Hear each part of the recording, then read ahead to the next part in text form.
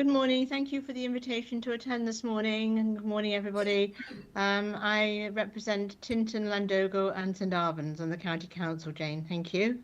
Thanks, Anne. And last but not least, we've got Jan. Morning, Jan. Oh, sorry, we've got... Morning, thank you for that. Yeah. I'm County Councillor for Goitrevauer and I'm also Community Councillor for Nantaderry. Sorry, I thank you for that. So I'm almost missed out the one member that bothered to turn up today, which is John. Good morning, John. If you want to introduce Good morning, Chair, and good morning, Jane. John Crook, County Councillor for Mega, East and Undy, along with Angela Sandals, a dual ward. Excellent, thank you. So you can see, Jane, they're a friendly bunch. I think it will stay like that. I've got a feeling today it will. So we've got questions, obviously, from the committee. I need obviously members to put their hand up. You know, that's traditional. So I'm not really sure why we haven't. But I know Jill is running out of time, so I'm going to ask Jill to kind of fire away. Thank you, Chair. Hopefully not running out of time in life. Just my computer's going to reboot in a quarter of an hour. Sorry, excuse me. Love all the way you're approaching everything. All the words look brilliant, and the concepts and how you've talked to stakeholders. Really impressed with everything you're saying. I wonder how, particularly, the areas of interest or been raised from the Vouder SV, and I know you've mentioned it, but about schools and about where misogyny, sexual abuse and bad behaviour starts often, or it started before that possibly with the parents or whatever. So really around schools liaison officers.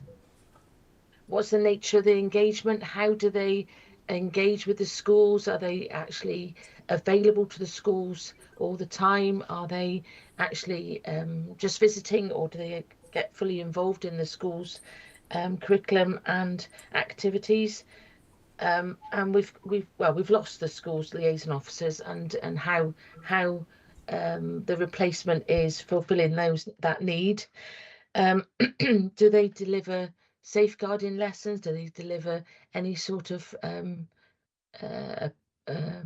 education to the schools and improve the behaviour, or seek to improve the behaviour? And really relating to the fact that we're aware that there's increase in misogynistic behaviour and sexual abuse in schools. And my other question is around, you mentioned about this and how you're scrutinising the actual the internal workings of the police, but really around public confidence in the police itself, the institutional issues that we're aware of. I know we've very much heard about the Met, but we also previously heard about in Gwent Police, and what progress you mentioned it, but perhaps you could give us more detail, please, and more assurance that any bad behaviour, institutional behaviour, is being rooted out, and how do you reassure the public that that's the case, please? Thank you. Thank you, Jill. Okay. Yes. Thank you very much for those questions. As colleagues will be aware, in relation to schools, regrettably, schools funding was one stream of funding which found itself as one of the difficult decisions that Welsh Government had to make when it came under quite intense budgetary pressure a few years ago. So there were a number of activities that were funded by the Welsh Government, not the Home Office, that came under review in relation to that. And regrettably, the funding for that, the School Beat programme, as we knew it, was withdrawn. Within that context, each of the four forces in Wales reviewed activities that was going on and started to develop models that they felt would be appropriate for their force areas going forwards. And what we've got in Gwent is a model which is designed to complement the focus that we have here in Gwent on neighbourhood policing. You'll know from when the Chief Constable came that his focus is on strengthening that neighbourhood policing activity. So it's those neighbourhood officers that are connected to the schools, and they engage in a range of activities. Firstly, they have regular regular contact, or the expectation is that they should have regular contact with the schools that they're connected to. They also go into the schools as well, and not as part of that programme, but in addition to that, I'm certainly going into schools with my teams, and the Chief Constable has visited schools with me as well, where I felt that it's important that he hears for himself some of the issues that young people would like to raise. So we've got that connection. It's still early days in terms of implementing that model, around 18 months. I would suggest to you that Gwent Police have learnt from the challenges that they've had around this, and they've started to strengthen that activity. What they've also done is implemented monitoring processes that help them see the level and better understand the level of contact as well. Now, running in parallel with this, and I'm sharing this with you colleagues because I think this is quite important, the Cabinet Secretary for Education here in Wales has held a round table with partners, and also a wider conference around violence in schools. So we know that the Cabinet Secretary here is very concerned about that. And what I'm really pleased to say is that Welsh Government have noticed that have identified that there could be a potential impact in relation to that funding withdrawal. So not looking to reinvent a programme that was in existence previously, but certainly in terms of looking to work in partnership together to strengthen that approach in future. We've got ongoing discussions as Policing in Wales with the Welsh Government in relation to this activity, and we're just in the process of planning putting some proposals to the Welsh Government that would complement this work. And really that's a result of the feedback that we've had. I know elected members have been concerned about the impact of the withdrawal of that funding. So there is a lot of ongoing work around that, but there are also proposals that are in draft form, almost ready to be put to the Cabinet Secretary around that, which I welcome and I think really helps strengthen that activity too. And you mentioned specifically the misogyny. There's been some really great work done by Public Health here in Gwent regarding that, working primarily with 13 to 16-year-old boys in schools. But they funded some great work in terms of raising awareness in relation to that.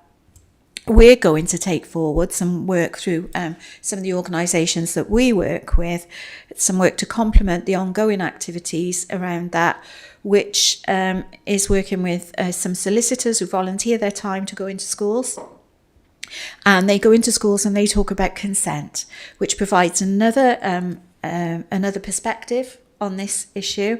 But I do think to hear about consent from a legally qualified professional and have that set out really clearly in terms of what that means is something that would be very helpful within that context, especially with that particular age group. So that work is ongoing around that. We're currently working on the work that we'll be undertaking across Gwent in terms of the White Ribbon campaigns for the 16 days of activity as well. And we'll be publishing all of that information very shortly. But we've got a lot of alternative activity going on, which will hopefully raise awareness too. As you mentioned, Councillor, in relation to the recent inspection report, vulnerability was identified as an area for improvement for Gwent Police in relation to that. The Chief Constable has tasked officers with developing an action plan, but in addition to that and reporting to us against the performance against that action plan and the implementation of those actions, I will be undertaking a deep dive into vulnerability myself so that I can provide assurance to the public in relation to that. More broadly on public confidence, you're absolutely right. We've seen some absolutely shameful evidence across our screens very recently, which show that there is still work to do, I would say, across larger police forces where there seems to be real challenges in terms of conduct and culture. So when that happened, I just want to give you an assurance and explain to you when we were made aware that Panorama would be broadcasting that programme. Neither the Chief Constable nor I wanted it to impact on public confidence here in Gwent, because there's so much good work going on around that. We assembled a meeting of our independent advisory group. We met with the representatives of different community groups that we meet with on a regular basis to advise them that although we didn't know the detail of the content that this was to be broadcast, and to assure them that we were continuing to work in partnership with the way forward that we've established here in Gwent, because we knew that this broadcast, although we weren't aware of the content, that it would cause distress. However, we were also conscious, and for me this is really important, we were conscious of the distress that this would also cause people who work across Gwent Police and people who work across the OPCC as well. And so both the Chief Constable and myself have reached out to people across our organisations to assure them of our support, and also to invite them to come to us with any concerns that they may have around this. So you're absolutely right, across policing as a whole there is more work to be done. I don't know if police forces on the scale of the Metropolitan Police or Greater Manchester Police will ever be able to address the cultural issues they have, and maybe there's actually a need to look at what happens with those, but that's just a personal opinion. It's not my business to do that. So thank you for your questions, and I hope that response goes some way to helping to give you some information on the work that we're doing. No, thank you, Jane. It's really interesting, and we welcome. Honestly, this is an open forum, and I know you're obviously skilled at doing what you do, but we welcome your earnest approach to answering the question there by obviously providing your own personal perspective. I can see you, Jill. It's all right. You've got your hand up, like you're, I don't know, like a girl guide almost, really. So, Jill, you've got a supplementary. Just that, thank you very much. Again, really good words and good intentions. I wonder, have you visited any Monmouthshire schools when you said that you visited schools? And I was only very specific, but really the issues in schools and the change of behaviour and the change of ongoing behaviour in people's lives around racism, gender, and all the other protected characteristics. It's not just obviously voucher SV or abuse in that way. But thank you for that answer. But just wondered if you've been able to visit any Monmouthshire ones, and how will we see a difference, and what will we see, please? Because you said the intention's there to increase. When might we see it, and what will we see? Thank you. So one of the activities that the team undertakes with schools, and I say the team because they do this more broadly across the whole of Gwent, they do something called a Safe Spaces initiative, and they work with primary school pupils in relation to this. So they start in a relatively early age, and they're working with the children and young people to really try and find out what their concerns may be. All of that feeds into the charter that we've developed for children and young people. So we'll be launching that on the 17th of November here in Gwent. And that sets out our commitment as an OPCC, or my commitment as a commissioner, in terms of what I can influence in relation to children and young people, not just around listening, but addressing some of the concerns that they have. One of the biggest things that has come out through our work with young people, Jill, is that their concerns around community safety actually reflect the concerns that adults have around community safety. And what I'm finding increasingly is that for our children and young people, it's much harder for them to have their voices heard. So I hope by establishing the charter and ensuring that our partners know it's a priority for us, that will help in relation to that. On the broader equality point, I'm so glad you raised that. We've got a strategic equality plan as part of our OPCC, which sets out our priorities. And I've established a fund of £100,000 for community groups to apply to. It's got a very focused purpose. So if there are community groups that can support us in the delivery of our strategic equality plan, which helps to enhance community cohesion here in Gwent, they should apply to that funding because it's available to them. So they're not... certainly in relation to that, it's not just words. There's a funding stream there to support that and help to build that community cohesion and support. And you'll know that from the Public Accountability Forum that I conducted with the Chief Constable in Abergavenny, that we went to the heart of the issue there when we went to Abergavenny, and there were a couple of issues that we addressed through that. So I'd been on a walkabout where I'd looked at some of the issues around cohesion and also listened to what some of our residents have had to say around that. But also I was able to feed back to the Chief Constable in that Public Accountability Forum, not just the issues of culture and religion, but also the issues that Abergavenny Pride had fed back to us around their concerns in relation to policing as well. So I hope you'll see through trying to build that up in that way, it's not just... my commitment is unwavering, but I hope that you will see that my actions support that level of commitment as well, and we'll continue to build that up over time. Thank you very much. No, thank you, Jane. Very comprehensive answer there to some very comprehensive questions. So next on, we've got Lisa, please. Councillor Dimmock. Thank you, Chair, and it's lovely to have you here, Jane. I've got a couple of questions. Obviously, I'm intrigued to hear about your recent mystery shopper initiative to assess how effectively the police are responding to public contact. Could you tell us a bit more about this, or how this operation works and what it revealed so far, and the findings, and how the findings are being used to improve frontline services? In addition, when did you last visit Caldicot Town Centre and Caldicot Station, and what specific concerns or issues did local residents raise with you during that visit?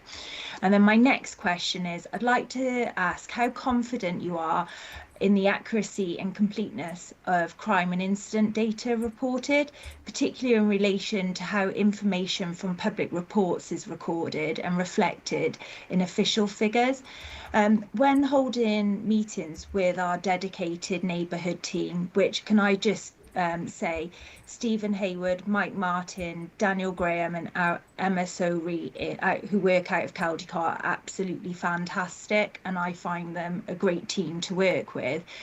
However, when I've raised concerns regarding certain cases, they're saying that the data that they're looking at doesn't reflect what I'm saying, and I'm having complaints from residents saying that 101 call handlers are not logging all complaints or reports from residents, especially where there are repeated instances involving individuals causing disturbance and stress to the community.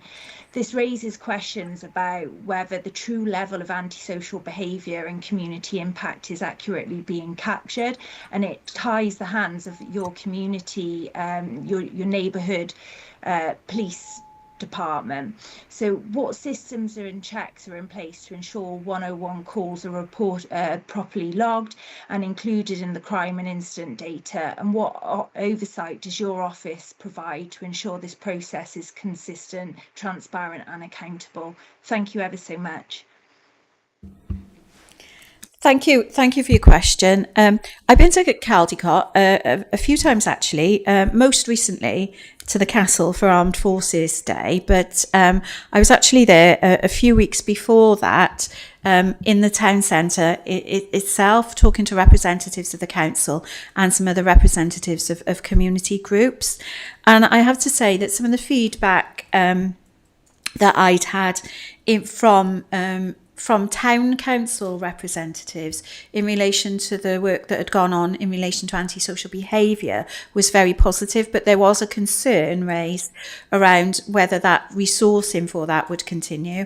And I'm really pleased to say that there was we're in another year of resourcing, so that's really positive. The feedback was positive. Again, in terms of the kind of mystery shopping exercise, it will always be authentic. It will always come down to the people that I speak to on the day. On the occasions that I've been to Caldicot, those the feedback has been positive. I don't want you to think, however, that people don't raise issues with me, because when people are frustrated around an issue, I can assure you they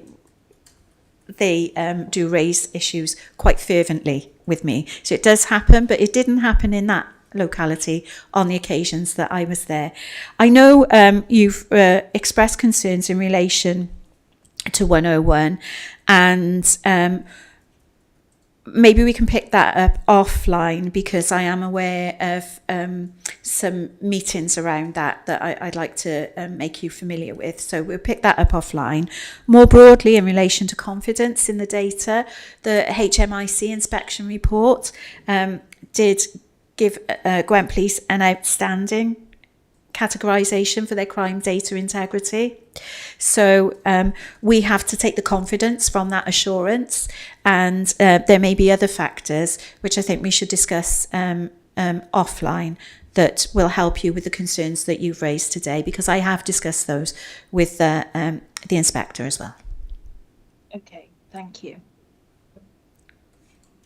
Are you happy with that, Lisa? Not overly with the 101, but I will respect that there has been further meetings, so I'll happily attend a meeting with Jane and listen to what she has to say. And I appreciate there's a report and it says that Gwent Police are doing a wonderful job. However, when residents feel at 11-12 o'clock at night the only person that they can contact at times when they are stressed is me, that's really concerning. And I don't want to go into any finer detail, because I obviously want to protect my residents as much as I can, but I will gladly welcome a meeting and further discussion to try and get to the bottom of where the problems are and why these incidences aren't being reported, unfortunately, or are not recorded. Sorry. No, thank you, Lisa. That's really, there made some really interesting, or made some really interesting points. Incidentally, while we're at it, thank you for standing in for Malcolm. Obviously, we miss Malcolm's presence here today, so we wish him the best. And you're more than welcome to stand in for him again, but we hope he comes back. Oh, thank you, Armand. No. And it's been really lovely to attend, and I really appreciate you allowing me to attend at short notice. So thank you. We're such a friendly lot in here, aren't we? Right, moving on. We've got Dale. Thank you, Chair. My question is relating to the precept. In Monmouthshire, we pay roughly 25% more than any other county. Can you be confident that we're getting our fair share, slice of the cake, so to speak, in resources? Because we don't see an awful lot on the ground. And in October 2022, we were informed that you were recruiting 100 more police officers. What proportion of that has been directed to Monmouthshire, please? Thank you for that, Councillor. I'll endeavour to answer your questions as best I can, but you have touched on operational policing activity there, so we'll have to seek some of those responses from our policing colleagues as well. So I will endeavour to start that. It's an interesting question, isn't it, the precept, because the challenge for us in terms of raising the precept is that we're operating across 5 local authority areas, and that percentage is actually connected to the council tax base across the whole of Gwent. In terms of public services as a whole, you'll know this as elected members, we pay for our public services as taxpayers, either through the central taxation, so the income tax that we pay, or through our local taxation, which we currently pay through council tax, to which the precept is added. And as citizens, we all pay for that. Now, as a local authority, I'm sure that you probably provide over 500 services to residents here in Monmouthshire, probably somewhere in the region of 800. Not all of your residents here will require those services at any one time, but nonetheless, collectively, you come together and pay for them. And that's the same principle with which we pay for policing across Gwent. So I don't see any variation in service provision across any of the 5 local authority areas here in Gwent, where although I accept that there is a difference in terms of the level of funding we pay, and that's because it's inextricably linked to the council tax base figure. So it is a challenge, and as you know, Welsh Government are looking at reforming council tax as well, and we'll have to look at that very closely to see how that impacts on how we do this going forwards. When it comes to service provision, as I've said, collectively, as citizens, we all pay in, whether that's through central taxation or local taxation, but we're not all placing demand on our services at the same time. However, it doesn't mean that they're not available to us. And you mentioned something that does come up a lot in relation to policing, which was around the visibility of policing. And I do hear this a lot from the residents that we serve. And I think it's really important in relation to this to highlight a number of factors. The first is that through the neighbourhood policing guarantee, and the funding that Gwent Police have received through that, they have been able to increase policing numbers and increase visibility. And the focus there is on the work that the community action teams are undertaking. One of the other issues in relation to this that is a real challenge for us all going forward. So this is not just about Monmouthshire, it's across the whole of Gwent, in fact the whole of England and Wales, is how the nature of crime has changed. So the public very often talk to me about the visibility of police on the streets, but we also need our police to now in the 21st century to police the virtual streets as well. We need people to keep us safe online. There are officers who protect the public from fraud. There are officers who every day protect us from sex offenders. There are officers every day whose role it is to monitor and protect us against some of the obscene images. They are areas of activity that policing has had to shift to, particularly around fraud. That maybe 20, 40 years ago, it wouldn't have had to do. And of course, that does impact on the number of police that are available then to work, if you like, in those areas of activity where they would be visible every day by the public. What I take assurance from is that this Chief Constable that we've appointed now is adopted a delivery model which focuses on neighbourhoods and focuses on neighbourhood policing and is increasing the visibility of officers across Gwent. So you will start to see this and you will start to see this increased visibility. But I have to be completely candid and say we also need those other officers to protect us from to protect society from those other harms that have become more prevalent in modern times. And for the Chief Constable, that's a very difficult balancing act. No, thank you for that, Jane. Are you satisfied with that answer, Councillor? I kind of am, but I'd like to kind of understand more about the 100 officers that were going to be recruited in October 2022 and what proportion would be likely to come to Monmouthshire.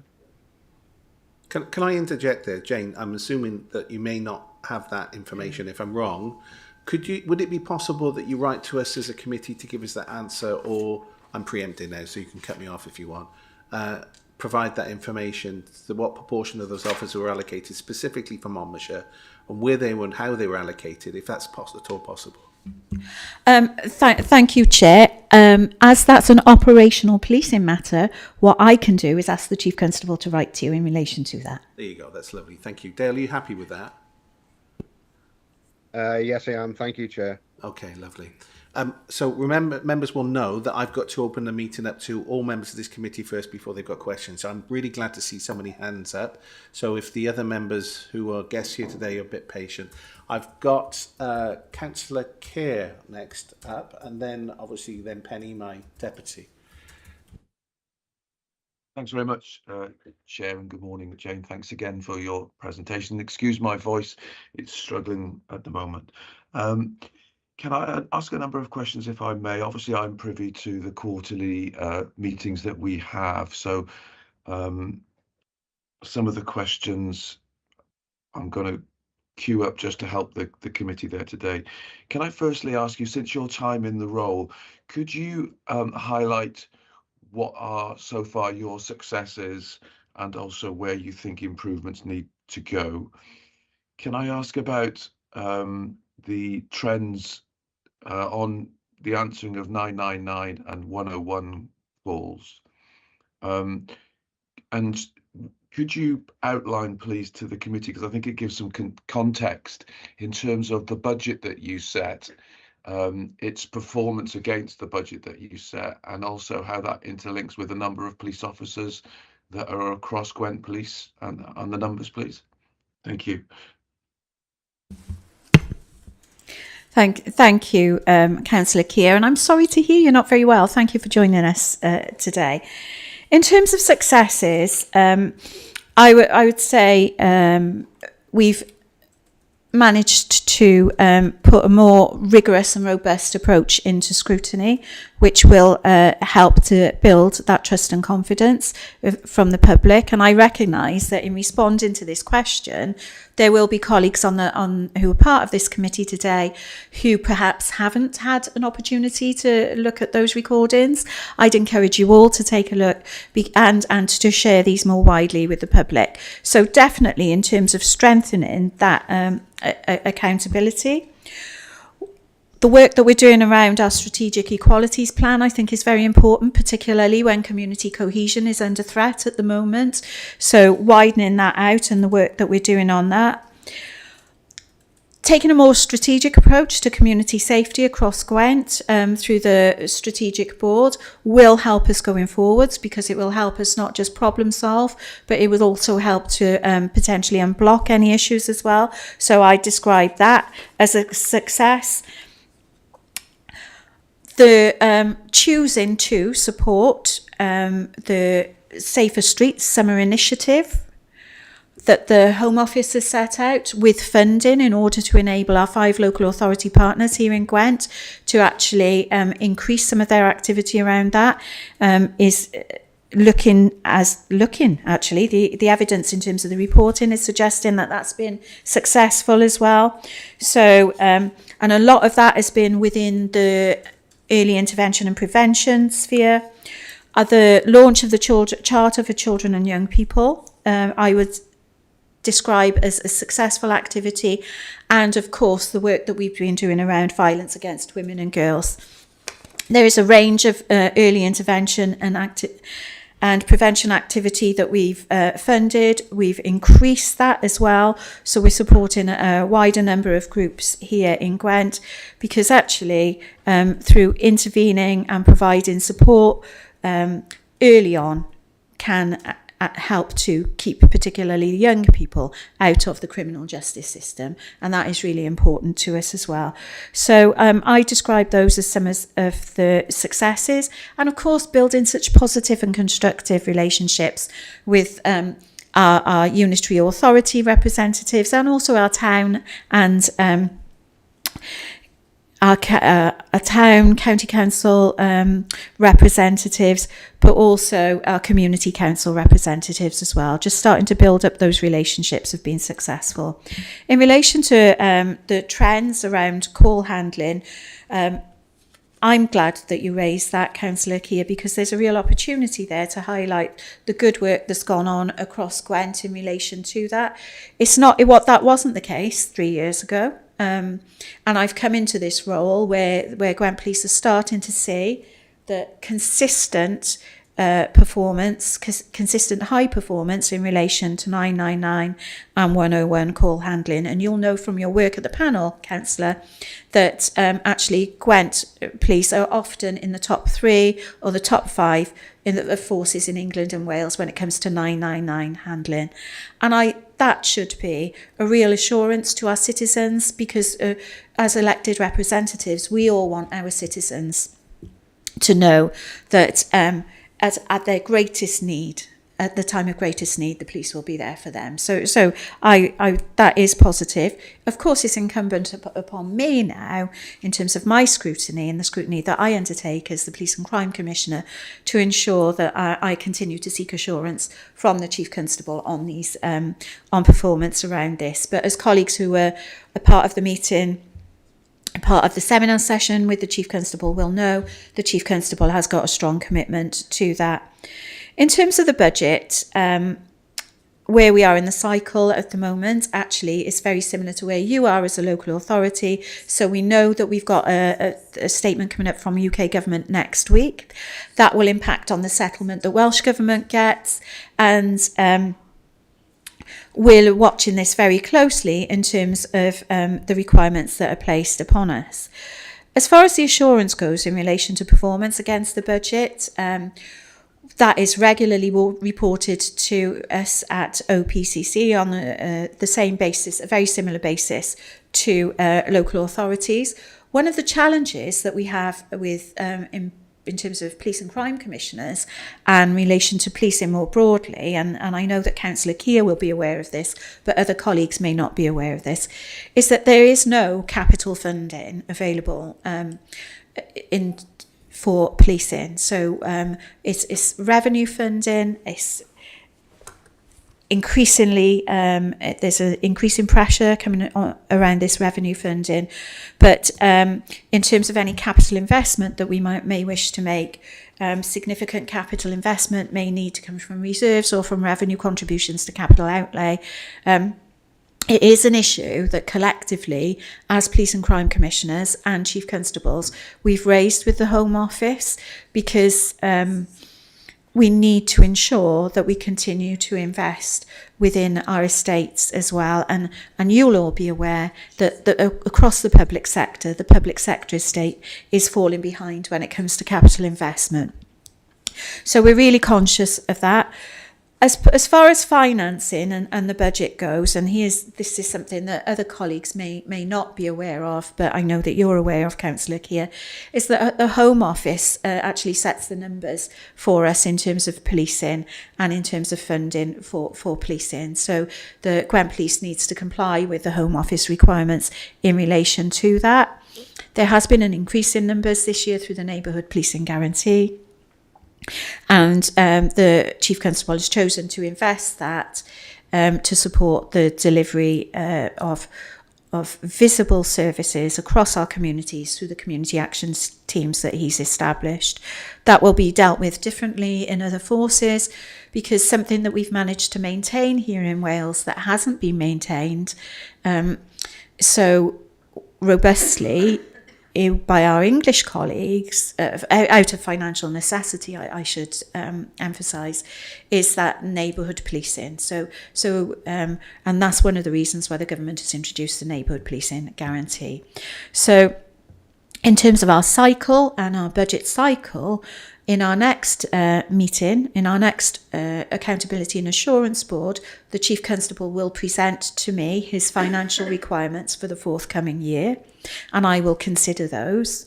My Chief Finance Officer will then bring that information together with any additional financial requirements that we may have overall for policing in Gwent, and that will inform, when we are better informed about the Treasury statement and Welsh Government statement, that will inform the level of resources that we need going forwards into the next financial year, but will also enable us to identify where any further savings or efficiencies may be needed to be made in order to deliver that.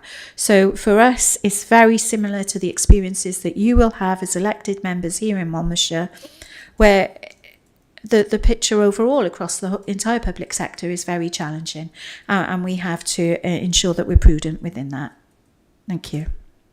Tony, have you got any supplement? Were you happy with that response? And Yeah, have you got just any a couple of follow-ups, if yeah. I may. Jane, you highlighted the successes, and thank you very much for those. My second part of the first question was, were there any, I'll say, challenges that need to be better improved, and therefore the difficult conversations you may be having with the chief when you're holding him to account on things you're saying? What issues are you saying? I'll paraphrase, it's not good enough, chief, on that particular point. Can you highlight then, in terms of just helping the members, in terms of number of police officers and PCSOs that there are for Gwent, and also perhaps you've talked about the process for the budget for next year. Are you able to highlight, just again some context in terms of the size of the budget that you're responsible for, and where you are year to date against the performance of that budget, please? Thank you. Yes, of course. So in terms of the challenges, I've already mentioned a number of times today that I will be undertaking a deep dive into the vulnerability aspect of the HMIC report. So your question was about where I would say to the Chief Constable that further work needs to be undertaken. Well, the reason why I'm choosing to undertake a deep dive into vulnerability is because I believe further work needs to be undertaken there. So, and that's the conversation that I've had with the Chief Constable in relation to that. The exact figures, I can certainly, I don't have them at the top of my head, but we can return them to you. The only thing that I would say in terms of qualifying the exact figures is that for PCSOs, you will know that some of our PCSOs are funded by Welsh Government through their funding stream as well. But we can certainly get those exact figures to you by return. In terms of performance against the budget, the performance is going well at the moment and is where we would anticipate it to be. However, what I would say is that going forwards into the future, we have got a deficit forecast. So there will be efficiencies that need to be made in relation to ensure that by 2030, we are still delivering a balanced budget. Now, there are a number of uncertainties around that, which I'm sure you'll all appreciate as elected members, that relate to not knowing at this point in time what the settlement will be, because it's those settlement figures that help us forecast into the future. But we do know that on current forecast there will be a deficit going forwards, and that's something that we need to monitor quite closely. One of the ways that we can address that is actually by how we collaborate with other police forces in terms of delivering efficiencies.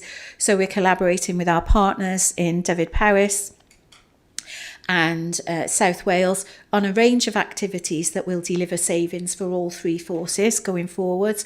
Some of that is around information technology activity. Some of it is around service provision, and we've collaborated, as you know, as Councillor Keir and Councillor Easton will be aware, we're also collaborating on a number of projects, including the development of a joint firearms unit for the whole of South Wales as well.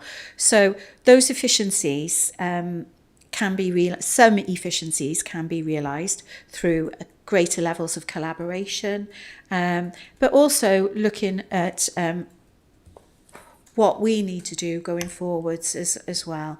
However, as I said, it's exactly the same as it is for other areas of the public sector. Until we get those figures on in terms of a settlement, there is always that degree of uncertainty. And whilst we can project on various scenarios, we don't know until we get those figures, which is a challenge that I know colleagues here have to wrestle with as well. Tony, Are you happy with that? Yeah, thank you. I just quickly refer to my notes, if I may, Jane. I think my numbers say police officers 1,509, PCSOs 130, I think it is.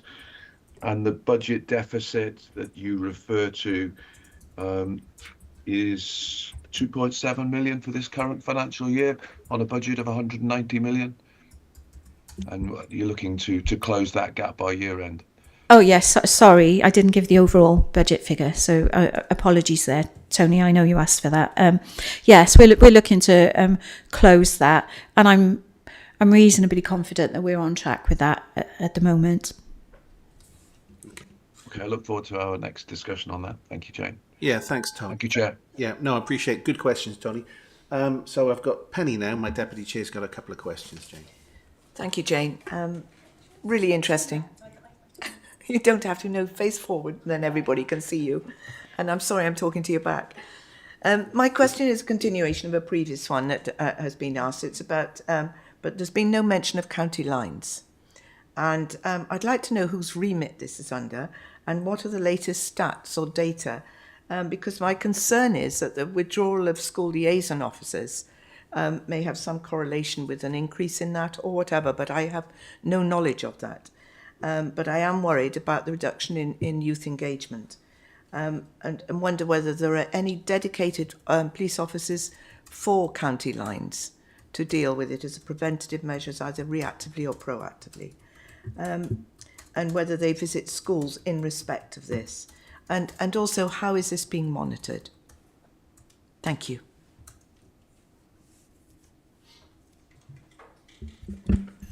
Sorry, Penny, it's so strange. So thank you very much for your question in relation to that. And I know that county lines is something that everyone is concerned about regarding this activity. There's a chief superintendent with responsibility for crime that will have the oversight of this within the pillars that the chief constables established within the force. And we can get further data for you in relation to that. Following up on your point around dedicated activity and preventative measures, through the Office of the Police and Crime Commissioner, we fund a number of work streams which with organisations that can actually help, and this also ties into the serious violence duty because as I'm sure that you'll be aware as elected members, there is a relationship between these activities, serious violence and actually antisocial behaviour as well. So we fund the work of a number of organisations. Firstly, we're funding our youth offending services here in across Gwent, and they choose to use that funding in a range of different ways, but a lot of that effort goes into trying to support young people from being drawn even further into the criminal justice system, as I've previously mentioned. We fund something which is called Fearless, and I don't know if anybody's heard of that, but that is a scheme for young people. So it's actually a branch of Crime Stoppers, and the Fearless representatives from Fearless do go into our schools and they talk to our children and young people, and importantly they talk to them about being able to report anonymously and assure them of confidentiality around that. So I'd like to assure you that activity is ongoing, and with Fearless particularly, for our young people, particularly those of comprehensive school age, I suggest to you that they're I don't know how to describe this. So they're not old and boring like us. These people are actually the people that go in through Fearless are the young people are able to form more of a connection with, I would suggest. We also fund some very specialist work, which is by referrals from agencies into this partnership, and that is with the St Giles Trust. And I don't know if anybody here has heard of St Giles Trust, but St Giles Trust work with these young people who are very much drawn into this type of activity where there may be significant risks around serious violence and organised crime. It is through referral. I should be very clear about that. So it's those young people with the highest level of risk. But it's another area of preventative activity where we're funding this to try and address this. So I hope that gives you an insight into how we're undertaking some of the preventative activity. I'll get you those exact figures in terms of the policing operations in relation to this. We'll ask the Chief Superintendent to provide that, if that's okay with you. Thank you, Jane. That's I find that really reassuring because we don't often hear of the other agencies that are involved, and to know that they go into school is reassuring. It's such a serious matter. Thank you. No, thanks, Penny. We've got Councillor Webb next. Thank you for your patience, Anne. You still with? Oh, that's fine. Thank you for letting me come into the meeting. Really good to see you, Jane. Thank you. I represent a very rural area. Probably not the same problems as Councillor Dimmock and others have, but I just want to say that I'm really grateful for the team under Sergeant Hayward that represent my area out of Caldecott. Just a couple of things. I met with Sergeant Hayward fairly recently and another officer because I was concerned about several things that have been happening locally. But he assured me that there was going to be a better presence at community and town council meetings in the future. And that's one thing I'm always being asked every community council meeting. There's no representation from the police here. Okay, they might send a report, but it's nothing like actually seeing a person. And he's assured me that at least quarterly we should get an attendance from an actual officer, which is really good news, Jane.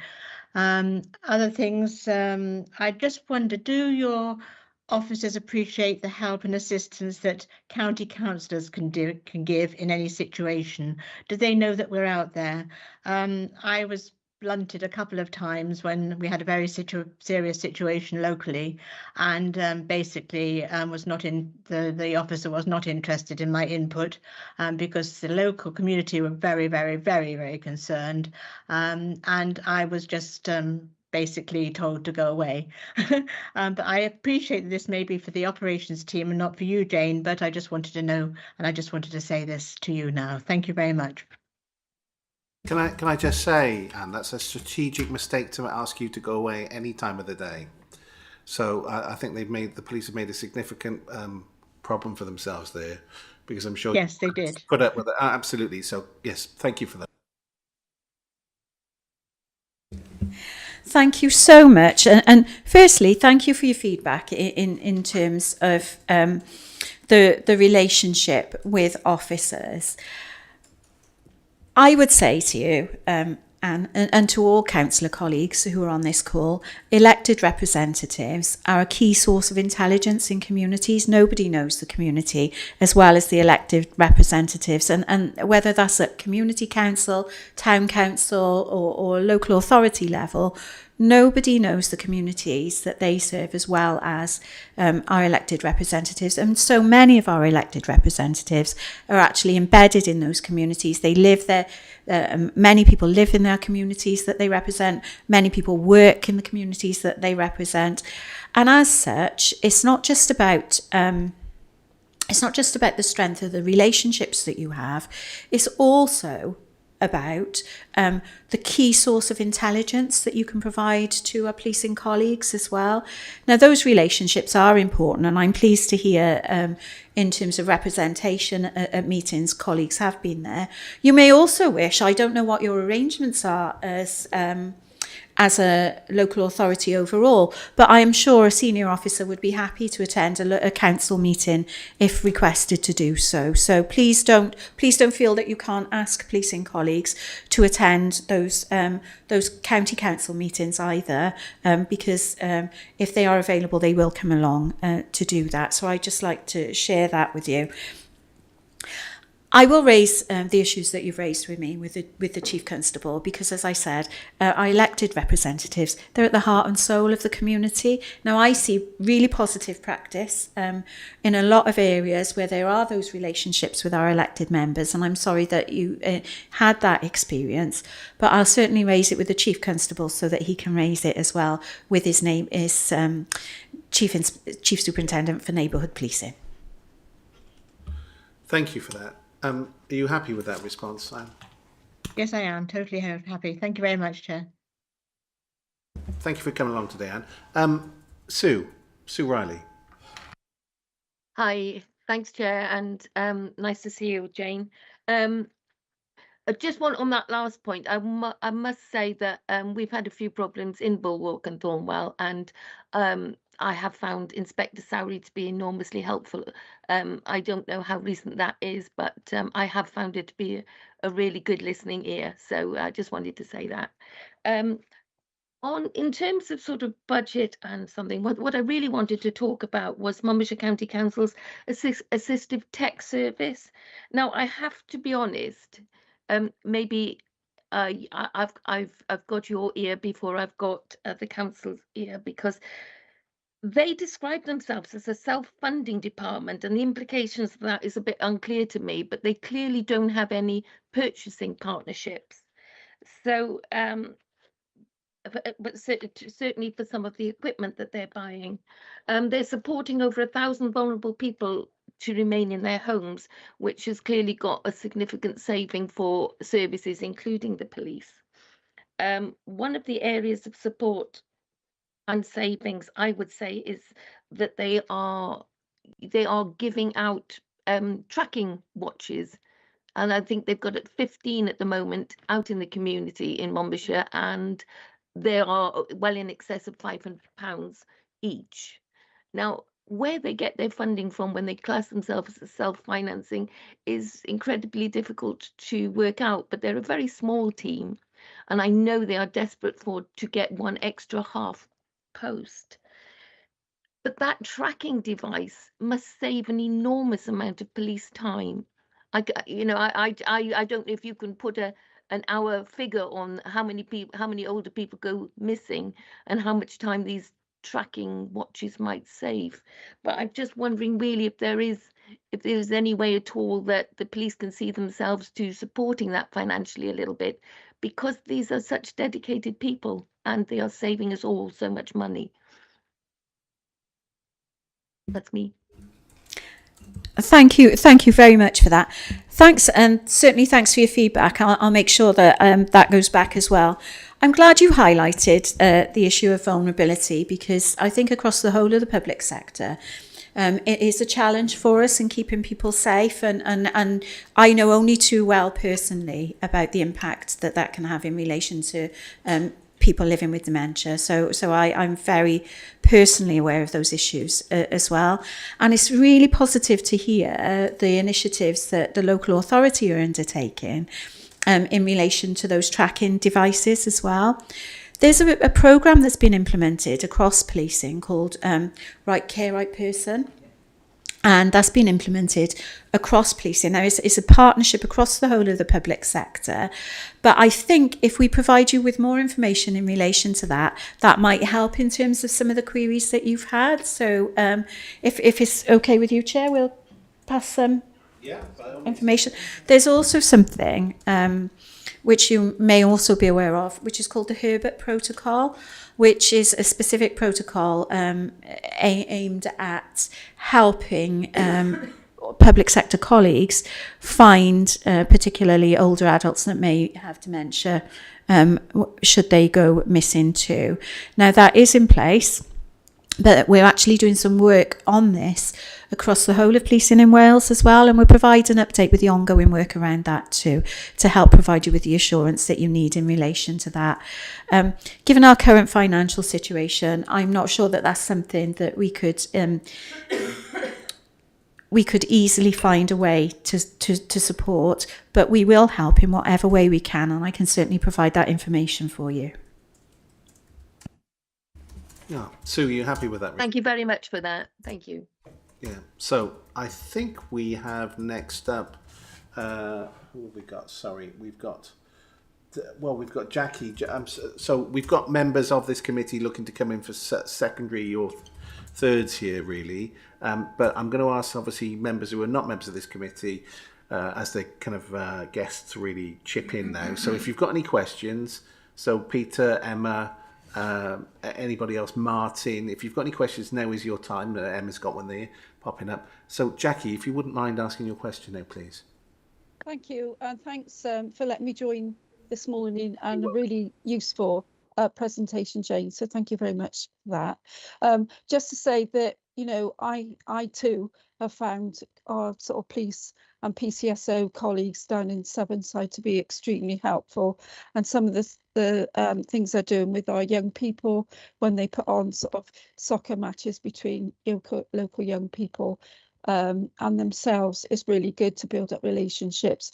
I put in the chat that we were really sort of grateful for the Operation Lumley money, and it made such a difference, especially during those after COVID, when things got really bad in the town centre, and it's made such a difference. So I'm hoping that there will be pots of money to keep up that good work. If you would just bear with me, I'm asking a question on behalf of one of my other council colleagues, Maria Stevens, that can't be here today, and it's about restorative justice. When she was a town councillor on County Cork Town Council, I know she was quite involved with that piece of work with young people, and sort of facilitated that between young people and the town council. And I'm just wondering whether does that still happen, and is that an ongoing resource that people have got within the community? Thank you, Jane. Thanks very much for that. So firstly, on the feedback, thank you so much, Jackie. I'll make sure that gets passed back. On restorative justice, I am so glad you asked me this question today. So I can't speak with detailed knowledge of what's happened previously, but I can say with our public service board partners, we're just about to embark on some further discussions with our public health colleagues around how we could take this forward here in Gwent. So we're literally just in the process of arranging that. So we must be on the same wavelength with our really timely question, but I'm glad you asked it, and we will certainly be able to feed back to you on that. But more importantly, I'm really pleased that it's on the radar of the whole of the Public Service Board, and there's something that we can do about it across the whole of Gwent. Thank you, Jane, and I'm sure that Councillor Stevens will be really, really happy to hear that, and we look forward to the update. Thank you. Thanks, Jackie. So who have we got next up then? We've got no, we've not. No, we've got Emma. No. So Peter and then Emma. I do apologise. No, I'm sorry. It's Emma then Peter. Emma then Peter. But Lisa's. Yeah, sorry. Are you sure? Because I'm number 3 on my screen. But well, I visually on my screen I had you up next. I mean, if everybody's I'm calling it. So. You are a guest of this committee. Go for it, Emma, please. Okay, thank you very much for letting me ask a question today, and it's been a very interesting morning. Could you tell me how recent revelations in police forces and the negative press received impacting on the well-being, confidence and pride within the Gwent Police Force, and has this had a knock-on effect on retention and recruitment? So thank you for your question on that. I'm really glad you raised that issue, because it is something that's of concern to the public, isn't it? And we have seen a lot of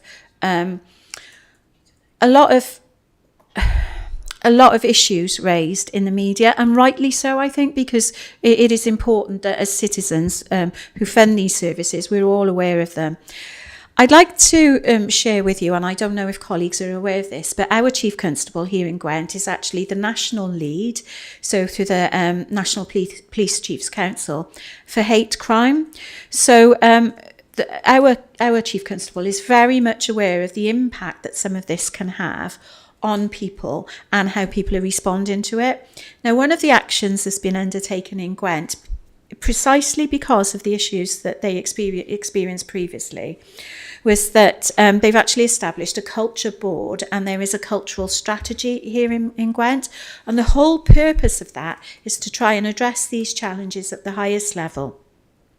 Gwent Police have worked very closely with the University of South Wales on this, and they've got something which they call the Hydra suite, and essentially it's a real-time training activity that enables people to not just do real-time training when it comes to critical incidents, but also to work through cultural and ethical issues as well. Now, by working in that way and trying to it's another prong of trying to help people to develop that cultural awareness, that understanding, and does help. That's something that is a priority across the whole of Gwent Police. Now, obviously, we've got our scrutiny that we undertake to ensure that we've got oversight of those activities and what's going on there as well. But more recently, I have to say, and certainly share with you, that the Chief Constable has responded. Every time there's been an incident, the Chief Constable has responded by providing that all-important assurance internally to officers internally that they are valued and supported.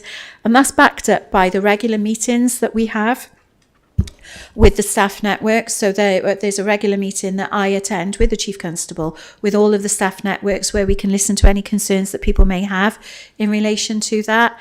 And because of my role, I also meet separately with representatives of the staff networks to give staff an opportunity, officers and staff, to give them an opportunity to raise any concerns that they may not feel that they're able to raise with senior officers as well. So hopefully, in coming together in that way, we're able to support staff across both Gwent Police and the OPCC. There's been a significant investment in wellbeing support and wellbeing services within Gwent as well. And there's also a national programme called Oscar Kilo, which is also about looking at the wellbeing of officers too.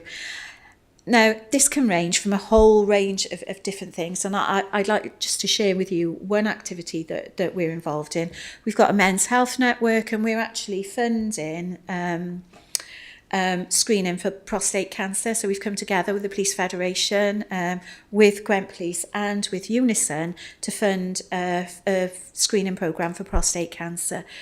We did a few rounds of this last year, and it actually identified people, a small number of people were identified who actually went on to have treatment then as well. So it's one example of the ways that we're trying to approach this wellbeing issue. But you're right, every time there is an issue in public, whether it's covered by the media or something like that, it does take us back, and it detracts from the really good work that's going on. And I don't believe that's having any significant impact on recruitment and retention here in Gwent at the moment, but it is something that we continue to monitor really closely with our professional standards departments. Emma, are you happy with that? I am, yeah, thanks. It's good to hear that there is support taking place behind the scenes, and there isn't a negative effect on retention and recruitment, because obviously it's no doubt the best ones you lose first. And yeah, we want to keep our good officers. Thank you very much. No, thank you, Emma. And Peter. Thank you, Chair. And Chair, I was going to ask a question, but I'm going to hold fire because I can see other committee members want to come back in. And also, we have a meeting of Sevenside Area Forum on 8th of January where PCC has been invited and or a senior police officer. So I don't know if you'll be available yourself for that, Jane. It'd be great if you can. And some questions have already been submitted for that, so I'll have a chance to raise my question then. But if you will permit, Chair, just a couple of very quick and supportive comments. Yeah, very much associate myself with the comments about the good people we've got on our policing team based in Caldecott. And I think particularly relevant to that is continuity. We've had much more continuity lately, much less moving around of police officers. And I don't want to hamper anybody's career progression, but the more we can have that, it makes it much easier to build up a relationship. And then just secondly, and very quickly, colleagues will probably have watched that television series Crash Detectives, and I'd just like to, which is of course based in Gwent Police, features Gwent Police. I'd just like to express my huge, and I'm sure other people feel the same, my huge admiration for the skill, the persistence, and also the compassion of those guys that feature in that program. It's an absolute credit to Gwent Police, and I think it makes better drivers of anybody who watches it as well. So please convey our appreciation to those guys, please, Jane. No, thank you, Peter. I really appreciate those positive comments. I understand that I'm going to have to hold you to the holding off on the questions because we do have other questions coming in. So I guess, you know, if you're all right with that, you've kind of effectively forfeited your opportunity to. Yeah, I'll raise it on January the 8th at the East Hampside Area Forum. Yeah, thank you. Yeah, thanks, Peter. Lisa, Councillor Dimmock. Thank you, Chair. Just a few questions that have come up after the discussion.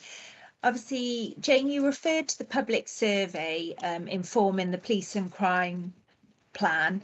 Do you know how many of those responses were from Monmouthshire residents, and how does that feedback influence local policing priorities?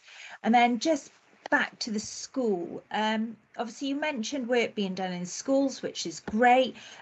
Do you know which schools in Monmouthshire have been visited, and you know, the kind of support that they've been receiving? And I think I heard that solicitors are being placed in schools.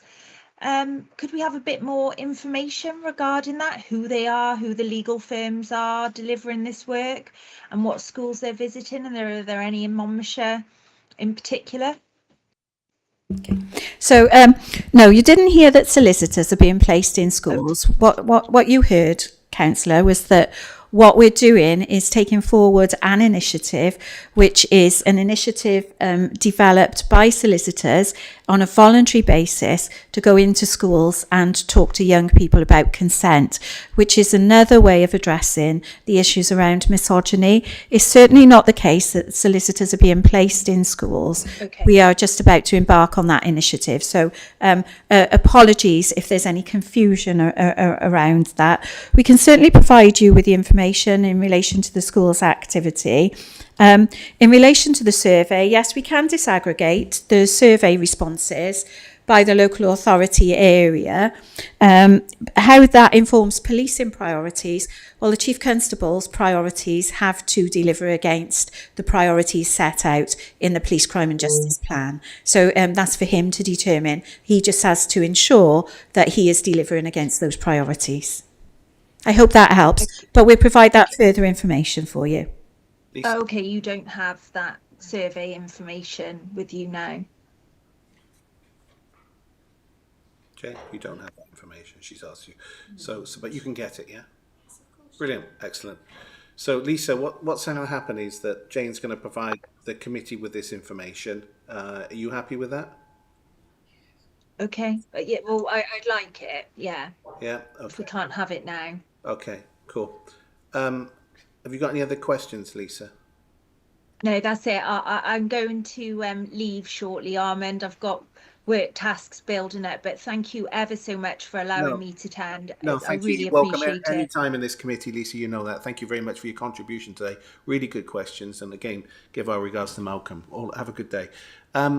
Right. So next up, we've got Dale, and then Tony Keir again. My question was asked by Councillor Dimmock. It was regarding the data being provided was pretty much Gwent specific. Could she give us more detail on Monmouthshire visits and actions? But Councillor Dimmock beat me to it. Thank you, Dale. Thanks for that. All right. And then Tony, you've got a final question, I think. Yeah, I just wanted to, in terms of officer numbers, again for context. Oh, excuse me. How many officers do we have for Monmouthshire in terms of frontline officers and PCSOs, please? Just to try to understand the workforce around Monmouthshire. Thank you.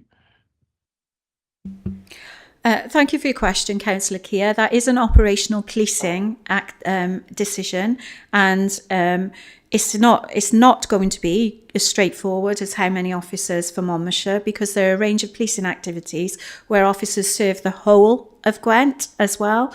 But we'll endeavour to get you the information that you require from policing colleagues. So you don't know the answer?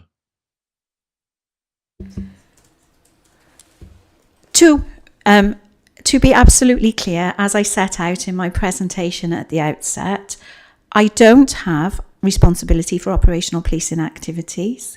There are a range of activities undertaken by the police, including neighbourhood policing, that serve the citizens of Monmouthshire. That is a policing responsibility, not a police and crime commissioner responsibility. And in my role as police and crime commissioner, I will endeavour to secure that information for members of this committee from the chief constable.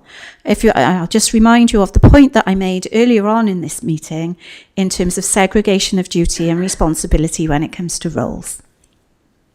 But surely you ought to have an understanding of the number of police officers for Monmouthshire, which you couldn't answer earlier, and you can't answer how many officers are in Monmouthshire. Surely, if you're holding the police constable to account, or police chief constable, you at least ought to have an understanding of how many officers that he's responsible for. Councillor Keir. I can't see how that. Councillor Keir. With respect, sorry, with Jane, respect, let him if I may finish. my point. Surely you ought to have an understanding of the number of officers that the chief constable is responsible for. You've come to Monmouthshire Council today and you've not been able to give us the answer to the question on Monmouthshire officers. Councillor Keir, it is for the chief constable to determine the operational distribution of officers under his command. Now that can and will vary depending on the operational needs of the force. Now, those needs are not just in relation to operational policing. They'll also be in response to a number of policing activities that are undertaken across the whole of Gwent. What I can do is ask the Chief Constable to provide the detail of that information for colleagues here. It is not my responsibility, and that is clearly set out in statute. So please don't see this as something that I'm saying that I'm not prepared to provide. My responsibilities are clearly set out in statute. I will comply with those responsibilities, but I will also facilitate the provision of further information because I am in a position to do so. So you don't think, therefore, that you ought to have an understanding of the officer numbers? Yeah. Even though it's not your responsibility, Yes, do you not think that you ought to have an understanding of the officer numbers? Tony, I think you've squeezed this enough now, and I think you're right to ask the question. Okay, thanks, Chair. No, I just wanted to say I think you're right to ask that question, but the commissioner has decided that she's going to then facilitate the information. I think you did say that, Jane. Yeah. You can ask the commissioner to the chief constable to provide that data. Yeah. Yes, if you could specify with that request whether you're talking about neighbourhood policing officers, all officers, detectives, or response teams. If you could specify the exact information, Chair, we'd be happy to ask the Chief Constable to provide that. Right, so I'm going to ask for all the information broken down, if that's okay, on behalf of the committee. Is that okay? Yeah? Committee? Yeah? Thumbs up? Yes. Jane? Yeah. Okay, cool. So this is where, sorry, we've got Jill there. Jill, I'm going to let you ask a question, but you're not to sum up. No. Okay? So if you're I'm not going to sum up. Okay, cool. I was just going to say, I just wanted to say what I said before, which is really impressed by the words in this plan, and it's a very new plan. And I was just going to ask, plead for Jane to come back when it's more embedded, and to see what improvements have been made since this plan has been implemented, perhaps in 6 months or a year, which I don't know you were going to ask for, possibly, Chair. I don't know, but from what I'm understanding, it's a new plan, and you've just explained the separation of responsibilities between yourself and the police operational part of the police. and fully understand that. I just wonder if you can come back and give us and share with us the improvements, hopefully, that have been attained since this plan has been implemented. Thank you. I'm sure you'll welcome the another additional invite on behalf of this committee to come back in the future and then give us an update on everything that you've been doing based on the 5 pillars of your programme, won't you? Of course. Yeah, thank you, Chair. Thank you, Chair. Thank you, Jane, even. Right, this is the final bit now. So we come to this. This is where I get to, I've been very patient, I get to ask my question, which isn't an easy question. So I want to refer to, well, there's 2 questions really. The second one is really, really good. The perception of Gwent Police is pretty poor at the moment. I think we'd all accept that. And there was an article published on the 26th of August, which you've probably read. Gwent Police have the worst rating from any public, from the public in England and Wales. That's a pretty damning kind of, I guess, kind of an analysis really of Gwent Police. Personally, I don't think that's the case. With my interaction with the police, I think that for all the same reasons that colleagues have mentioned before, some of the police that we have are excellent, kind, decent, compassionate people that go beyond the call of duty. You know, when I've been involved in emergencies and stuff like this, the human factor. I think it would be wrong to paint the police completely in that way. But nevertheless, there is a high degree of, I guess, dissatisfaction amongst the community. I had an email the other day about a gentleman had reported a person lying in the middle of the road on a Saturday night. He called the police. They didn't even bother to come out. It's that kind of thing. Now, we all know that there are resource implications here that, sometimes the police are overwhelmed. They just haven't got enough resources to respond on a Friday, Saturday. And we've covered all those kind of issues. So my question to you is, knowing that it's pretty damning. According to Stopwatch, I think this is carried out by this analysis. This is worse than the Met Police, and I think that from most people's perspective, the Met Police probably have the worst reputation of any police because they get a lot of publicity in the country. But this is a pretty bad article, basically covering the perception of the police. I'm giving you an opportunity now with the 5 pillars, which I really, really like. What are we going to do to change that perception? So thank you for that. Obviously, Chair, I can't comment on an article that I haven't seen and where I don't know where the data has been derived from, so I won't do that.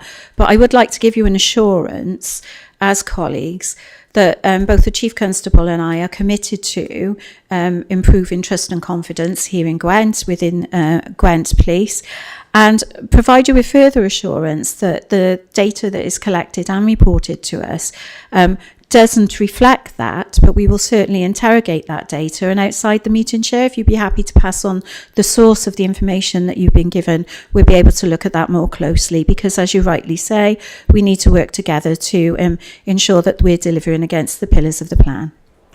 Yeah, no, I appreciate that. I mean, if you Google it, it's you can do it now if you want. It's on Abergavenny Chronicle. It's a local newspaper. They've re-reported it. It's written. They've got a quote from the director of an organisation called Stopwatch, and they polled quite a few people there. I mean, the polls are polls. Polls mean different things to different people, don't they? So I'm just saying. But I guess the broader perception is that it's not good. So we're looking for improvement. My second question would be about hate crime, and specifically then in other forces they have a designated officer, one officer. So for example, I think in Gloucestershire over the border they have one officer that deals with hate crime. That's their job, and they then go into schools, or they deal with specific things or specific individuals. Part of their job, particularly when it's with schools, and this is going back to what we originally said, I know that we're probably going over the same territory, is to ensure that we're leading children away from the criminalisation. So if something's going on at home, if children are exposed to, say, racism, or Jill mentioned earlier, I think colleagues, misogyny at home, it's very difficult to break that down and understand that. And the part of their job would be to obviously have a meeting with the parents, get them in, explain this is unacceptable with the teaching staff and so on and so forth. But there is that support. Have we got anything like that in Gwent? Knowing that, from my experience as a county council, which is long and varied now, we did have analysis, very close analysis of people who we felt in the community, whether it's online or in the community, that had a very extreme view of, well, if I'm honest with you, kind of hard right views on society, and thought it was were effectively becoming more and more confident articulating those views, whether it's on social media or in the community. What are we doing to offset that, and does that role exist in Gwent Police?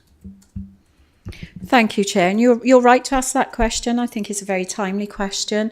The Chief Constable, as I mentioned, is the national lead for hate crime, and this is an issue that the Chief Constable takes very seriously indeed. There is an officer who deals with hate crime within Gwent Police, but I should stress that it's not just about the role of any individual officer. It is also, as you've alluded to, the complementary work that we can do around this in order to address this. And that's precisely one of the reasons why I've established that Community Cohesion Fund, in order to support groups to come together around these issues, because there are a number of ways that we can address this, and we would hope that by once again taking an early intervention and prevention approach, and by supporting our citizens to come together and address community cohesion, we could address some of these issues as well. If I may, Chair, I'd like, while colleagues are here, I know that colleagues have to leave and we're reaching the end of the meeting.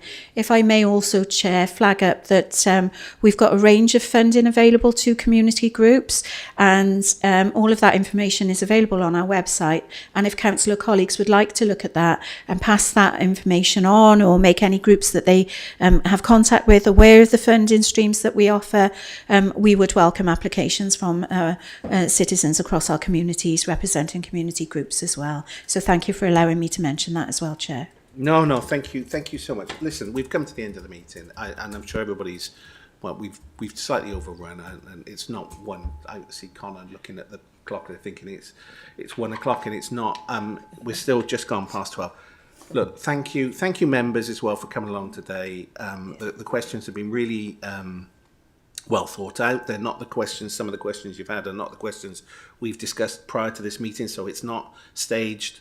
Jane did see some of the questions because, she's got to build some of her, I guess, some responses on something as well. So, we want to be transparent about that. But I'm really, really impressed with the questions we've had. I'm very impressed with the answers that we've had as well. I'd like to thank you for coming along today and giving us your knowledge, time and expertise. And we'd like to wish you the very best going forward from this committee. And we hope to see you again, probably in the next 12 months as well. If you could then support what you've said today with, coming back, I know you've taken notes on some of the data that you're going to give some of my colleagues. That would be fantastic. So, thank you both for coming along. Connor, you're free to go. I just had to wait to say that. Yeah. So I could have some enjoyment out of this, right, Connor? Anyway, thank you all for coming along, and I now want to draw the meeting to a close. So thank you all. Thanks. Cheers. So just one more final thing for the committee. Thanks. Thank you, Jane. To note the date and time of the next meeting, which is going to be the 15th of December 2015. My colleagues, has anybody else got any questions on that date? It's a bit close to Christmas, but I'm sure you can all attend. Jill, Dale, you'll be back from your trip abroad. Tony? No? Okay. So that's it. I think the meeting's over. Thank you, guys. It's in the diary. That's all right. good. Okay. See you next time. Bye-bye now. Thank you.